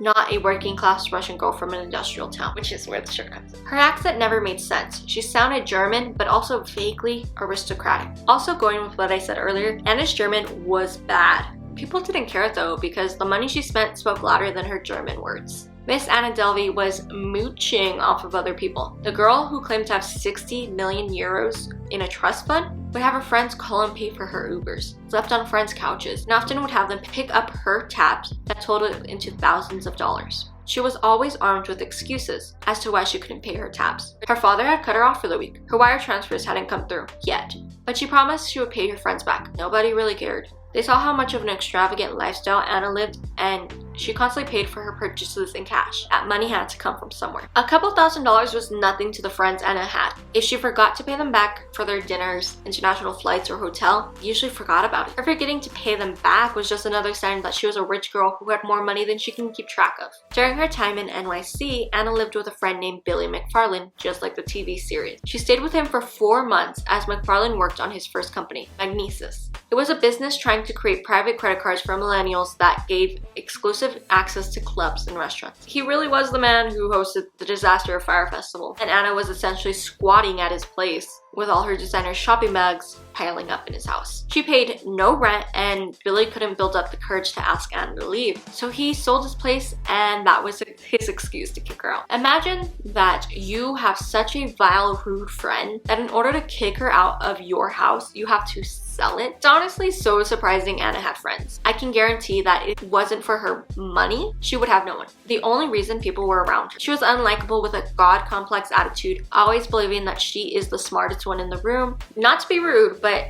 Anna wasn't a gorgeous model. She was average looking at best, but she was rich with good taste. So that's why so many people overlooked her attitude. Around this time is when Anna met Rachel Williams, a young 20-something photo editor working at Vanity Fair. Rachel came across photos of Anna on Instagram, seeing some of her friends posting with the new girl in the upper-class social scene. Later on, they met in a New York nightclub for the very first time. They saw each other multiple more times through mutual friends before they eventually had a lunch one-on-one. After that, the two girls became fast friends. Anna was always super generous with money. Rachel never minded using Anna's money. The pair would spend their time time together at saunas, eating pricey dinners, along with personal trainer sessions. Anna would always pay the bill, excited to have Rachel as her friend. She explained to Rachel about her big new passion project, very own visual arts center, kind of like the SoHo house, but much better. The new social club was going to be called the Anna Delvey Foundation, and Anna had overtop plans for the place. A private members only club where members paid a pricey annual membership fee to get in. There would be multiple clubs within the big club, a night lounge, attic bar, artist lounge, and a rooftop terrace, along with a juice bar,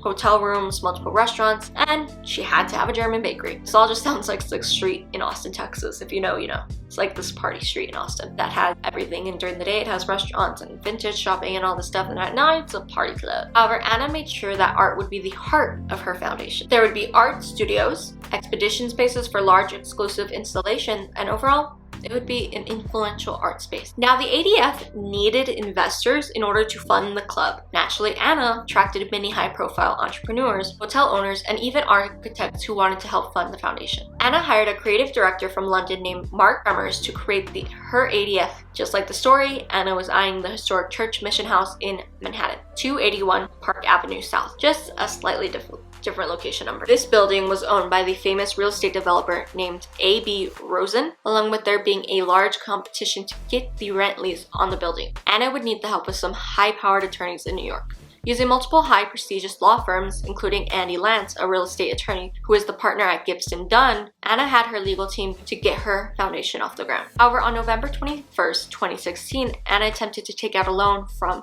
City National Bank for $22 million in order for her to finance the opening of ADF. Anna told the banker she had 60 million euros in a trust fund in Germany controlled by her father. In order to secure a loan of that size, Anna claimed she would have a letter verifying her 60 million euros trust sent from UBS, an investment banking firm in Switzerland. Now I want to pause here. If you're trying to open a business of that size, you do not put your own money on the line. Think about it. Anna claimed she had 60 million euros and was trying to take out what is equivalent to 18.5 million euros. That's a third of your money. If this business tanks, you lose that amount of your fortune. You take out a line of credit for that amount. Anna gave City National Bank forged bank statements to back up her claim using Microsoft Word, which is like, you gotta give her credit for that. She then gave them the phone number of the Delvey family's head accountant, just like the TV show. Peter sent the bank statements to verify Anna's wealth. However, the bank still turned Anna's application down, stating she would not be able to access her trust fund to make her loan repayment. Which, that's a very valid reason. Andy Lance, her lawyer, and Anna did not give up on getting that money. ADF had to have. On December 30th, Anna attempted to get a $25 to $30 million loan from Fortress Investment Group, using the same story and documents she gave to City National Bank, how the loan would be backed by her 60 million euro trust, and this time Anna was successful. The loans were approved. Next steps started, including the necessary due diligence that was needed. Fortress required Anna to pay a $100,000 deposit to show them that she could repay the loan back. Anna agreed and told them they would receive a wire transfer with that amount of money. The wire transfer never arrived, and Anna reassured the bank that the money was coming. On December 11, 2017, Anna went back to City National Bank asking for a $100,000 loan, claiming it was taking too long to have the money wired from her trust, and the banker believed Anna was good for the money based on her previous forged documents, so they allowed her to overdraft her account without penalties for a small time. She told them that the balance would be repaid in a couple of days though, through a wire transfer, even going as far as to give them a fake wire transfer confirmation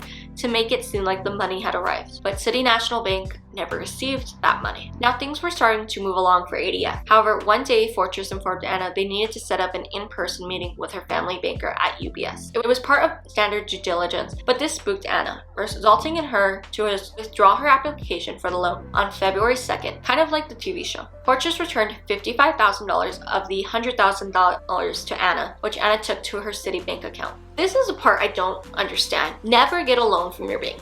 I'm just saying, unless it's like a mortgage. But even then, separate your bank finances, your personal finances from your loan finances. It can become a mess. I'm just saying, because she's apparently just overdrafted $100,000 not too long ago, but now she has $55,000 and she puts it into another bank account. That part doesn't make sense to me. But then Anna went on a shopping spree, including fancy hotel stays, pricey dinners, and of course, designer shopping. On February 17th, 2017, Anna moved into the 11th Hour, the real version of the TV show fictional 12 George. a trendy boutique hotel in SoHo, booking $400 a night room stays for a month long. Just like the TV series, along with the real-life hotels require a credit card number on file during your stay, but Anna never gave them a credit card number. Instead, since she booked a long stay and 11 Hour was a new hotel, Anna said she would wire the transfer for her stay. But that's something the hotel didn't take. However, since Anna claimed to be a client of A.B. Rosen, the person who owned the hotel, so they agreed to her father sending a wire transfer to pay for her stay. Employees did not like Anna. She was rude, she made comments to employees asking why they were such broke bitches. However, Anna started tipping the employees in $100 bills to do her bidding, and employees started to fight to do Anna's favors. Anna spent her time in the hotel taking selfies in her room surrounded by her designer shopping bags and expensive loungewear. She would host dinner parties at the hotel restaurant, charging it all back to her room. Nefari Davis, or Neff, was a young concierge at the hotel. Anna walked into the lobby to chat with Neff, slipping her $100 bills asking for restaurant recommendations. Why would the girl who knew all the places to eat need recommendations? It was obvious to Neff that Anna was lonely. Neff was used to dealing with rich clients, but Anna was different. Neff would see more and more of Anna, bringing down food or wine to just hang out with Neff at the front desk. Anna would hate it if Neff's attention was on other guests, that she would count off $100 bills in front of Neff until Neff served Anna first. Anna wanted Neff's time, and she had no problem giving her that. They became good friends. Over time, Anna invited Neff to dinners with wealthy CEOs along with celebrities, giving Neff expensive items too. Neff asked Anna one day where all of Anna's friends were. She explained all of her friends dropped her because she left her parents' job at Purple. However, she had bigger problems. ADF. Neff dreamed of making movies just like the series, but Neff's rich boyfriend was going to pay for her first film. But Anna told Neff to dump her boyfriend. Anna was going to pay for the movie. She was richer anyways. Like, what the hell? It's like Anna wouldn't let Neff have a life outside of her. Casey Duke was a personal trainer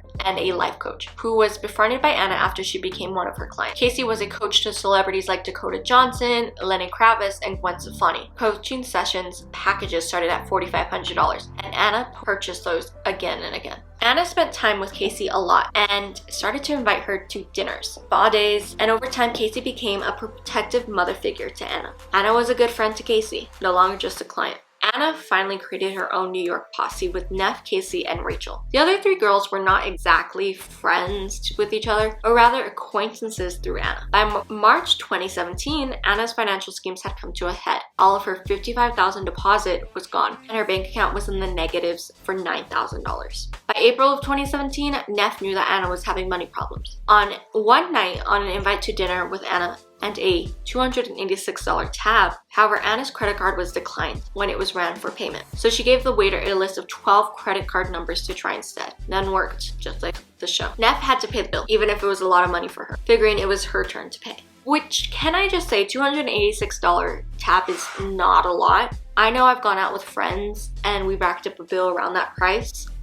I mean, we split it, but... So it's surprising for Anna, who was a millionaire heiress, to not be able to pay that bill. The following day, Anna repaid Neff the bill 3 times over, to her relief, in cash. However, like the show, later in the month of April, the 11 Howard told Neff that Anna had not paid her $30,000 hotel bill. It had been a month and a half since Anna had started staying at the hotel. Her promised wire transfer never came through. The hotel needed her to pay. Neff brought it up the following day to Anna, and Anna claimed a wire transfer was on the way. The following day, a package arrived for Neff at the front desk. Neff opened the package to find a case, not just one, a case of 1975 Dom Perry, a gift for the hotel staff from Anna. The hotel manager was confused. Anna could pay for a case of expensive champagne, yet hadn't paid her hotel bill. They threatened her to pay her bill or she would be locked out of her room. On April 11th, like the show, Anna wrote herself $160,000 of bad checks to deposit into her city bank account. Before the checks could bounce, Anna took out $70,000 from her account. Anna wired $30,000 of that money to the 11th Howard using her city bank account. However, management continued to ask Anna to put a credit card on file, but she never did. The bill started to pile up again, but Anna was still living large. One of her ADF bankers got her on the invite list for the annual Berkshire Hathaway Shareholders Conference in Omaha, Nebraska, similar to the show. This was a high-profile event nicknamed the Woodstock for Capitalists. Anna decided to attend the event with fellow business associates, including an executive for good old Farmer Bro, Martin Shkreli's hedge fund. On May 5th, Anna booked a private jet to take her crew from New York City to Omaha with a jet company called Blade.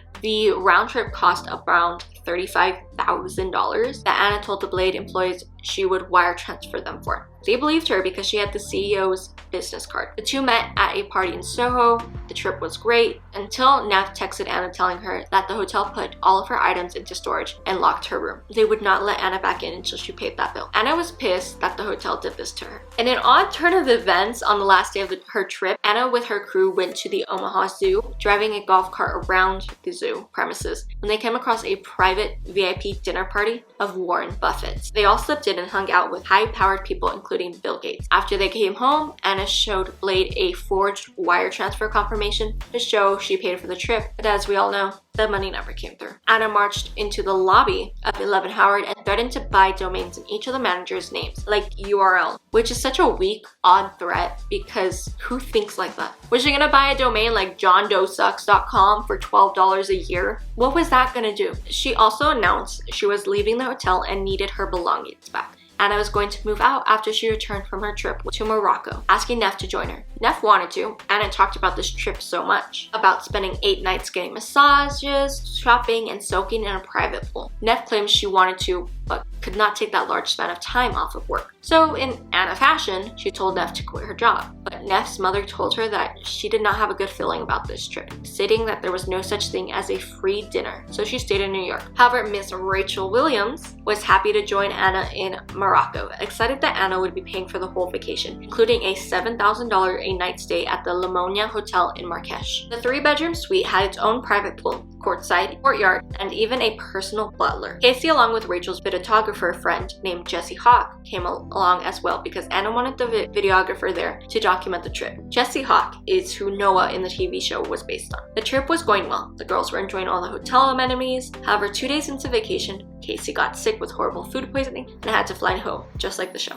Anna gave the hotel her debit card, but it did not have the funds to pay for the trip. When the hotel ran the card, it declined. Anna gave them all of her credit card numbers, but none of them worked. The aggravated staff sent 2 workers to the room threatening Anna they would have her arrested if she did not pay the tab. Anna's excuse was her funds were tied up in her bank, but that was not the answer the 2 men wanted to hear. So Rachel, scared and reluctantly, gave them her American Express card. She knew Anna's cards were no longer an option, so she used her Vanity Fair work card. The hotel assured Rachel they would put a hold amount on Rachel's card that would drop off her statement when they got the money from Anna. If Anna did not pay, Rachel's card would be charged for the full amount in a few days' time. Anna assured them her bank would send the money in a few days, and Rachel's card would not be charged. Rachel was so shaken up, she left for New York with Jesse the next day, leaving Anna in Morocco. A couple days later, Anna called Casey that she was alone at the Four Seasons Hotel in Casablanca, Morocco, crying that her credit cards weren't working and the hotel staff was gonna have her arrested. Casey, bless her heart, tried to give the staff her credit card number to cover the bill, but her card would not go through either. So she went as far as to get a friend of hers to try to run their card, but that one was declined too. The hotel admitted that the card payments problems were on their end. Casey reassured staff that Anna would pay them back. Anna then had the audacity to ask Casey to book her a first-class ticket back to New York. Casey settled for a coach ticket. Anna arrived back in New York City, moved her stuff out of the 11 Howard Hotel, moved into the Lower Manhattan Beacon Hotel. Anna stayed there for 20 days, promising the hotel she would pay via wire transfer, but the $11,500 transfer never came through. And she also never left a credit card. They locked Anna out of her room and moved all of her belongings into storage. Anna just moved on to the close by W Hotel 2 days later when the same issues came up. Anna was tossed out, no place to stay. She called Casey sobbing that she needed a place to stay for the night. Casey reluctantly let her stay over due to Anna threatening self-harm. Anna walked into her apartment, drank Casey's San Pellegrino, and passed out. Casey kicked Anna out the next day, giving her one of her dresses. Anna left her laptop behind in Casey's apartment, and over Anna's crap, Casey took the laptop down to her lobby doorman, telling Anna to pick up the laptop there. Anna showed up at Casey's apartment that night, refusing to leave for 6 hours despite the doorman telling Anna that Casey was not home. Trapped in her apartment and fed up, Casey called up local hotels to ask about Anna. They all had horrible things to say about Anna. Casey then called Rachel to get the whole scoop on the Morocco trip after she left early. Rachel laid it all out. Anna never paid for the hotel and Rachel was charged with $62,000.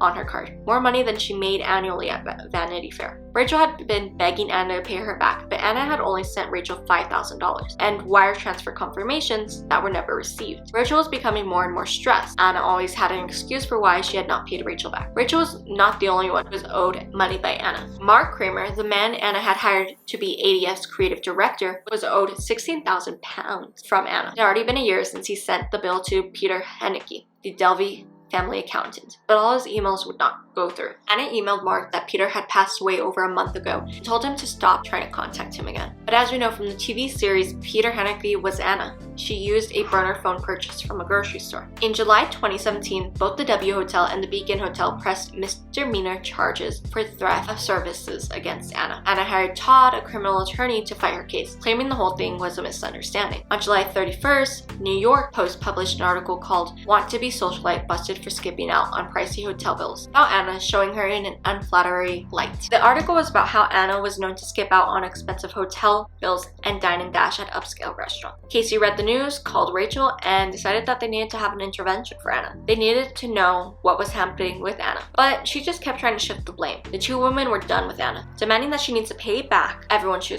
owes money to. Anna claimed that once she leased the church mission building, she would pay everyone back. Casey showed Anna proof that someone else had already leased the 281 Park Avenue building, so she was lying. The Swedish museum photographer named Iska signed the lease. Anna saw the article and called it fake news. So now we know the American political party Anna sided with at this time. The women did not want to leave Anna on the street, so they paid for her to stay the night in a hotel. They told the hotel to clear out the room's minibar and under any circumstances to not let Anna charge anything to the room. Anna stayed 2 nights at the Brewery Hotel, paying for her stay using a forged wire transfer receipt. On August 17th and 21st, Anna deposited 2 more bad checks into her Citibank account for $15,000. Again, before the checks bounced, she was able to take $8,200 from the account. Anna used the money to go to a luxury rehab facility in California called Passengers Malibu. We know why she ended up there: to avoid being deported on an expired visa. Anna's court date was set for September 5th, 2017, but she never showed because she was in Malibu. Rachel called the police and set up a sting operation to bust Anna in California, pretending she was in California and asking to meet up. Questioned why she was in rehab, Anna bought Rachel's concern, telling her she was across from the Pacific Coast Highway. Using Google Maps, Rachel was able to figure out where Anna was, and on the guise of grabbing lunch together, Anna walked out of the clinic only to be surrounded by cops and arrested on October 3rd, 2017. Rachel continued to text Anna, acting like she was waiting at the restaurant, and she stood her up, keeping up the facade, having no idea that Rachel is the one that got Anna arrested. Anna was then indicted on 2 counts of first-degree attempted grand larceny, 2 counts of second-degree grand larceny, 2 counts of third-degree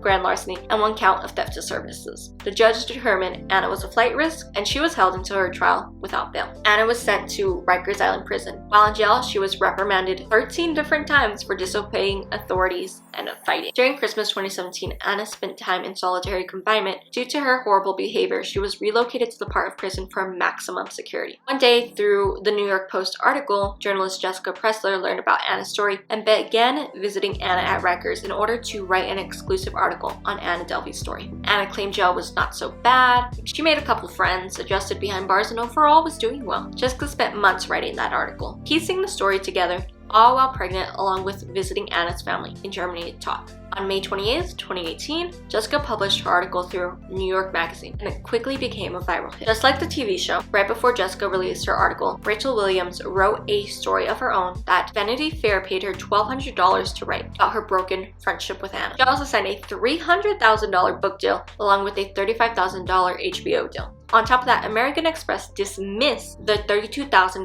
Morocco charges. So Rachel came out on top. Seriously, y'all, when I said I did not like Rachel, I was not exaggerating. She made so much money off of this. The only person I would read a book on Anna about is if it was written by Rachel Pressler or Neff. Those are the only opinions I care about. And even then, both of them sympathize with Anna so much, which I do not. When he was interviewed, Anna's dad, Waldman, said his daughter's crimes surprised the Sorokin family. He knew his daughter had always been selfish in personality, but had no idea of what she was really doing in New York. Initially, Todd, Anna's lawyer, made a plea bargain for 3 to 9 years if she pled guilty ahead of the trial. The judge rejected the offer because Anna clearly showed no remorse. She would be facing a 15-year maximum sentence. In March 2019, Anna's trial began. Her parents did not attend the court proceedings. However, many reporters did, while also making note of all the designer outfits Anna wore. someone created the Anna Delvey Court Looks Instagram account. Now, in America, a defendant must wear civilian clothes over a prison jumpsuit because it could be seen as a defendant is already guilty, which would be prejudice. Anna made sure her fashion was on point,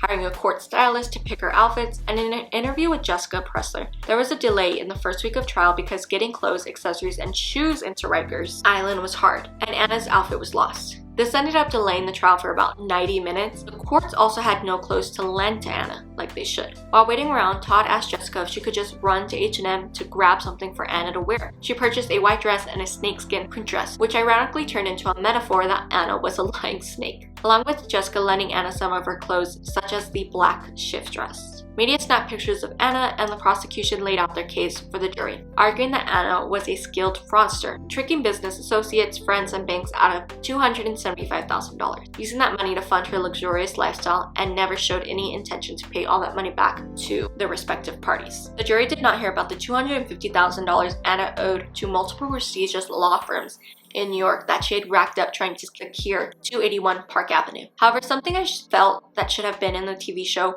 were that Anna's Google searches that the jury heard about, including how to fake a bank statement, generating a fake credit score report, and how to fake bank statement penalties. Todd argued that Anna was faking it till she made it. She wasn't a scammer because she planned to pay everyone back. She wanted to build the Anna Delvey Foundation. Her methods were unusual, not the most intelligent way of conducting business, but she was not criminal because she never set out to commit a crime. Forging legal documents is a huge crime in itself, but sure, Todd. Everyone who gave money to Anna did so willingly. Bankers were just mad they were outsmarted by a 20-something-year-old Russian girl. Rachel still testified at Anna's trial despite coming out scot-free, sobbing while she explained how she now had PTSD from Anna. While in tears, she read out the text messages she sent to Anna begging to be paid back, or else she would lose her apartment, explaining how Anna's consistent excuses caused her to lose it. She had panic attacks in the middle of the night, was always late to work due to stress. Her testimony was a huge snotty stop that the court had to pause for Rachel to pull herself together, all while Anna smirked. Like the TV series, Todd, in his cross-examination, tore apart Rachel's story, stating how Rachel was the real hustler profiting off of her short friendship with Anna, signing multiple book deals and HBO rights deal to her story, and even her American Express card to missing the charges from Morocco. Now, no one should feel bad for her because the scam that Anna pulled on her and left her traumatized built Rachel quite a promising career. He also noted how Rachel conveniently left out that she was paid to write for her Vanity Fair article, and how she was the one who aided in getting Anna arrested. Rachel rebutted that she did not have enough room in her article to write those parts. The jury did not like Rachel at all, chalking her up to a clout chaser that targeted Anna to be her friend due to Anna's money, even volunteering to give Anna her credit card in Morocco. The trial came to a close and the jury deliberated for 2 days before the verdict was reached. On April 25th, 2019, Anna was found guilty on 8 charges, including the following: theft of service, second-degree grand larceny, and a first-degree attempt at grand larceny. They, however, did not find Anna guilty of serious charges, such as first-degree attempted grand larceny for the $22 million loan she attempted to get from Citibank. They also did not find Anna guilty on stealing anything from Rachel Williams. On May 9, 2019, Anna was sentenced to 4 to 12 years in prison, along with being charged with a $24,000 fine to pay her victims in restitution. The judge concluded that Anna was not sorry for her actions, and her social media posts serve as a warning that actions have consequences. Anna made a statement at her sentencing as follows: "I apologize for the mistakes I've made." That's it. But Anna quickly recounted that statement the following day to the New York Times that she was never sorry for anything she's done, making excuses for her actions, claiming she intended to pay everyone back but admitted she was not a good person. During her free time in prison, Anna made a lot of drawings, wrote blog posts for the Anna Delvey Diaries website she owned, meaning she knew how to buy URL domains. Sorry, that was a bad joke. Someone outside of jail updated her Instagram with prison updates, claiming prison was a waste of time. Anna already had release plans, claiming she was already invested in Bitcoin, which girly pop crypto is tanking currently, dreams of owning an investment fund, and has apologized to her parole board for hurting people and her lack of responsibility, claiming her original "I'm not sorry" statement was taken out of context, but how can that be misconstrued? Just recently, on February 11, 2021, Anna was released from prison on good behavior and immediately went back to posting on Instagram documenting her life on parole in New York City, along with her new business plan: post-curfew activities, shopping, eating caviar, drinking champagne, and hanging out with friends. After the story blew up, Anna gained thousands of online fans on Twitter and Instagram. During a live Q&A on Valentine's Day 2021, she lounged in a hotel bathtub, sipping wine and eating caviar. Paparazzi have been keeping tabs on Anna, and in response, Anna has announced that she would be launching an athleisure line titled Delvey Mail due to Daily Mail keep so many tabs on her. But in Anna fashion, she never really did follow through and release that line. Does she ever think her digs through? Or are they just bad because this woman does not know how to tell a good joke or a sick burn? During multiple different interviews with news source outlets, magazines, and podcasts, she denied that she ever told anyone she was an heiress, nor a scammer. She asked people for money and they willingly gave it to her. Again, she planned on paying everyone back once ADF was up and running. She was not a con woman. Anna is very good at manipulating during interviews, answering questions with another question directed at the interviewer, making up vague answers, and a ton of excuses. As we already know, Anna sold the rights to her story to Netflix. That deal was a total of $320,000. Thankfully, due to Son of Sam laws that were put in place to stop criminals from profiting off of their crimes, the money Anna earned will first go to the victims as restitution. Anna told the New York Times after her $199,000 restitution was paid back, paid her $24,000 court fine, and her $75,000 in attorney fees, she was able to keep around $20,000. Ironically, 1 year exactly after Anna was released from prison, Netflix premiered the series Inventing Anna. Just like real life, Rachel claims her portrayal in the show is awful and blames Netflix for doing publicity for a con woman. In a 2021 Instagram post, Anna claimed she would tell the name of her ex-boyfriend to the media outlet that would pay her the most money, starting the bid at $10,000. Of course, no one paid Anna any money, because you could figure this out by going through her Instagram feed, what his name was. Like, does Anna not know how internet stalking works? She's smart, but she's not very bright. However, she's a hustler. She's gonna get her coins. 6 weeks, around April 2021, after Anna was released from jail, she was picked up by ICE for overstaying her visa. She is currently, as of filming this, in the New York Orange County Correctional Facility. Anna is set to be deported back to Germany. However, she hired a legal team that are attempting to fight her deportation. Anna claimed that she overstayed her visa because she was in jail. It was out of her control. While in her detention center, Anna claims to be working on a podcast and writing 2 books about her life. She looks forward to telling her real story and hopes she can stay in the city where she built her life in. Now, a judge claimed that Anna has no remorse for her actions, citing her social media post. On the defense, Anna has claimed her Instagram account has always been a satire perspective of her life, and she was never glorifying her crimes. While in prison, Anna received the first dose of the Johnson & Johnson COVID vaccine in December of 2021. She requested the second dose but never received it and got sick with COVID. On March 1st, 2022, she joined the class action lawsuit filed by ACLU against ICE. She claims because her detention center failed to give her the second dose of the vaccine, resulting in her getting sick with the virus. Anna has also slandered ICE practices, declaring that the US government does not provide their detainees free lawyers like public defenders, so most don't have one. Because the detainees are unable to pay for the lawyers, they have to represent themselves or find a charity that provides free immigration lawyers. However, since most of the detainees do not speak English, they are limited in their options and educational resources and stay in the detention centers.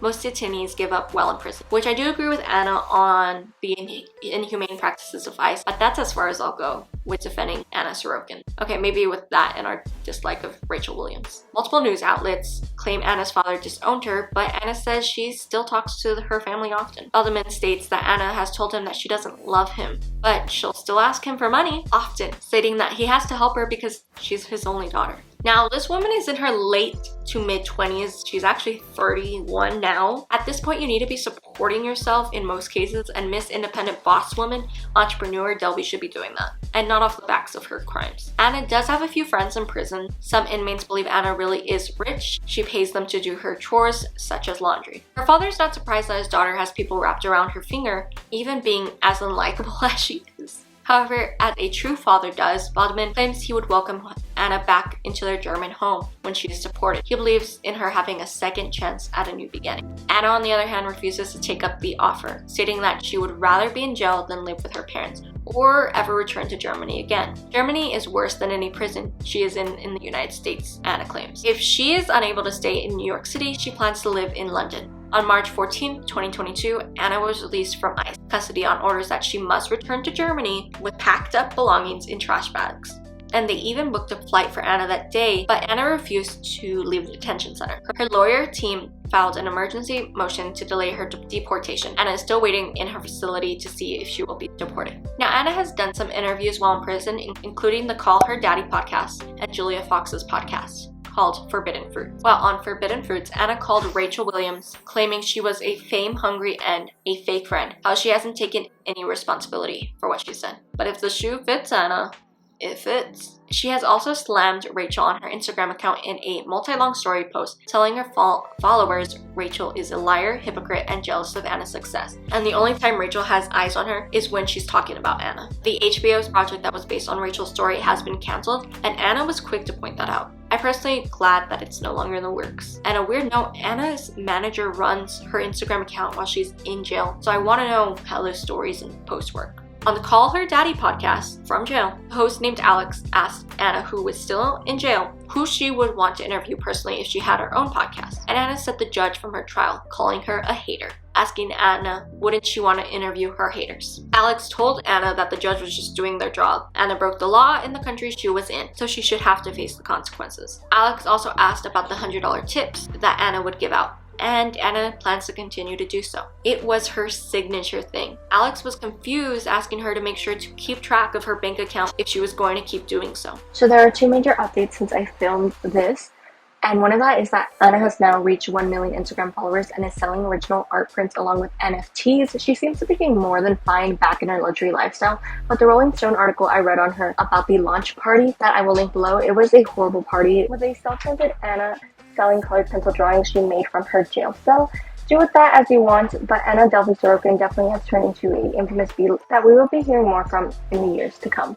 So that's all the information I have on the real story, that there'll be updates, everything. What do you think? Compared to the Netflix TV show and the real story, it's kind of boring, right? Not as grand and everything. I personally don't think Anna would have ever succeeded in the ADF Foundation with that, seriously. And if she did, that would have just been deranged, because then later down the line, everything she did would have come out, and I don't think she would have paid anyone back. So, but that's it. Don't forget to like, comment, subscribe.